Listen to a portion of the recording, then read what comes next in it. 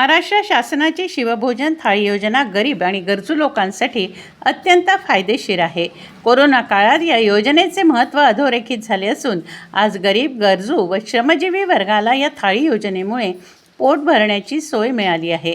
बाजार समिती, सरकारी हॉस्पिटल अशा ठिकाणी लाभार्थ्यांची संख्या दिवसेंदिवस वाढत असल्याने आज शिवभोजन योजनेचा विस्तार करून आवश्यक बदल करून योजनेचा निष्ठांक व अनुदान वाढवण्याची मागणी आमदार संजय खोडके यांनी विधान परिषदेतून केली आहे।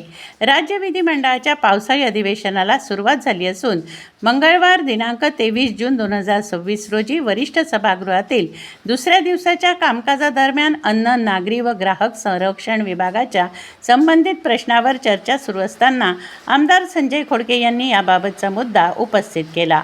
आमदार संजय खोडके यांनी सांगितले की कोरोना काळापासून शिवभोजन थाळी योजना सुरू करण्यात आली असून गरीब व गरजू घटकांकरता ही योजना अत्यंत फायदेशीर आहे।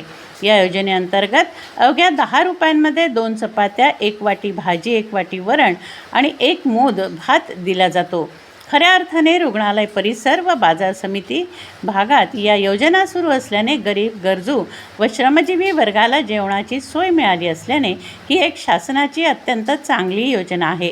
पुढेही ही योजना अशीच सुरू राहण्यासाठी व जास्तीत जास्त गरजूंना याचा लाभ मिळण्यासाठी आणखी नवीन शिवभोजन केंद्र वाढवण्याची गरज आहे।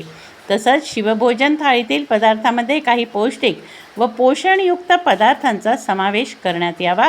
आजच्या महागाईप्रमाणे शिवभोजन केंद्र चालकांना अनुदान देण्यात यावे। ही योजना बंद होऊ नये म्हणून नियमित अनुदान देणे सुद्धा आवश्यक आहे। याकरता योजनेचा विस्तार करण्यास आवश्यक बदल करण्याची मागणी करीत आमदार संजय खोडके यांनी सभागृहाचे लक्ष वेधले। यावर उत्तर देताना राज्याचे अन्न, नागरी पुरवठा व ग्राहक संरक्षण मंत्री नामदार छगनराव भुजबळ यांनी सांगितले की सुरुवातीच्या काळात शिवभोजन केंद्रांचे अनुदान हे साधारणतः 6 महिने प्रलंबित राहत होते। या संदर्भात शासनाचे सर्व अडचणीचे निराकरण करून आता मात्र योजनेचे शासकीय अनुदान दर महिन्याला नियमित दिले जात आहे।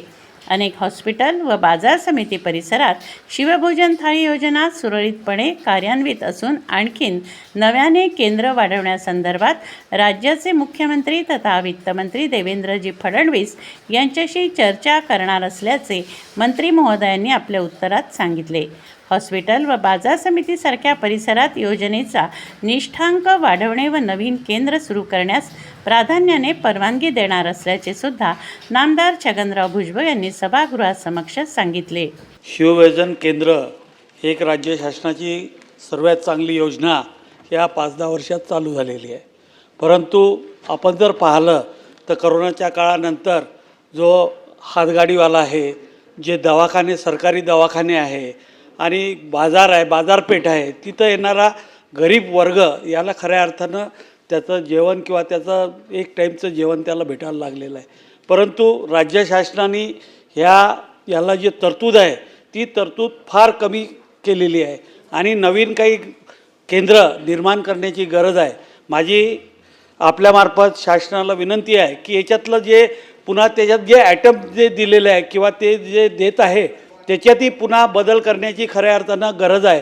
कारण की त्याच्यात डाळ, भाजी हे जे त्यांनी ॲटम ठरवलेले आहे याच्यात थोडे सुके ॲटम करण्याची गरज आहे। कारण की आम्ही स्वतः आमच्या अमरावतीच्या सुपर स्पेशालिटीमध्ये जवळपास 200 लोकांचं चालवतो, तिथं अनुभव येतो की त्याच्यातले जे काही पदार्थ आहे त्याच्यातही बदल करण्याची गरज आहे। माझी शासनाला विनंती आहे की याचा निष्ठांक वाढवून देण्याची गरज आहे आणि जे अनुदान आहे, आता जसं खापरे मॅडमनी सांगितलं की सर्व भाव वाढलेले आहे, हे वाढल्यामुळं त्याचं अनुदान जे आहे त्या अनुदानामध्ये सुद्धा बदल करण्याची गरज आहे। राज्य शासन यावर निर्णय घेणार का? शिवभोजन केंद्र जे आहेत, आपण पाहिलं की मागच्या